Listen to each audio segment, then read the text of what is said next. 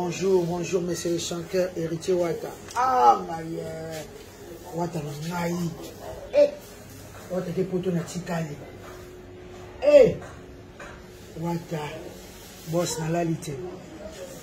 Na lalite nga pana zali na ba poto na nga. Ah, boss. Ah, héritier. Boss. L'émission va ken piano yo. Et ça décide sur la maman na berer na mokili l'émission mususu. To le carré internet, l'émission mususu ba internet yo. Ah, ken piano émission na yo ken ba problème hein. Ero na na mikili wata la kanga to tambola monde entier. Mata la lobby. Jack Love azo publier ba na aéroport. Na benga be venir makanga boza wapi. Oh Grèce à préparer. Un mois et demi. Ah, poto na wata.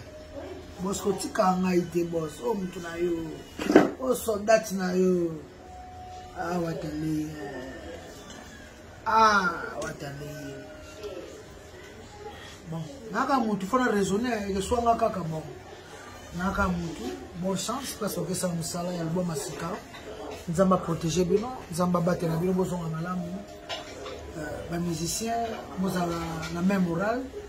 Neto kenaki boson qui m'a quitté ne peut pas kende et comme des gens ne peut pas zonga boxa wata sonité quoi boxa team sonité poto les deux ans on les a kalaté quoi l'homme tu yosa comme ne ko kende to kama na esprit bien quoi mais ne boki musala bozonga et vous allez bien ngaki sinjora wata wata raisonner pendant la tali pendant l'aéroport pour la ngande finance là.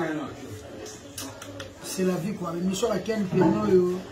L'émission à Ken piano. Ah, parce que c'est une longue jambe. Ero to ala parigo. Didi de Kamwenga. Ah, Lilu Somba Kaluchichi.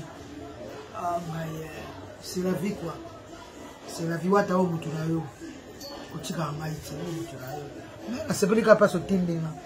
Malgré la tikali mais moi ça tient en place moi.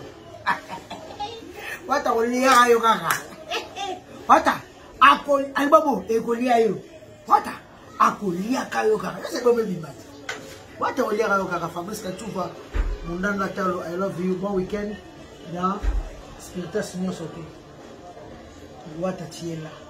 Ona mutema. Tiela.